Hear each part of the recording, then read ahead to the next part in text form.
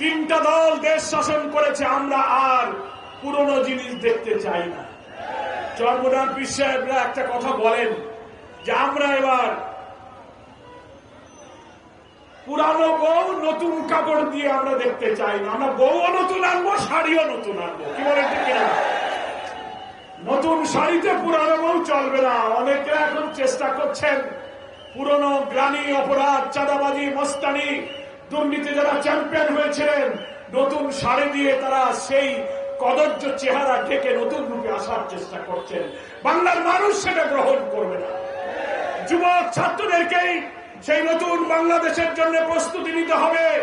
জামাত ইসলামী তার নির্বাচনী ম্যানিফেস্টোতে বলেছে, আমরা যদি রাষ্ট্রের দায়িত্ব পাই, রফিকুল ইসলাম খান ভাই বলেছেন, ব্রাকের জরিপ, সানেমের জরিপ, ইনোভেশন নামে শুদ্ধ আর একটা জরিপ বেরিয়েছে, সব জরিপ বলছে অতীতের সব নির্বাচনের চেয়ে জামাতের জনসমর্থন মাসে মাসে বৃদ্ধি পেয়ে এখন ক্ষমতার কাছাকাছি সমর্থন চলে গিয়েছে।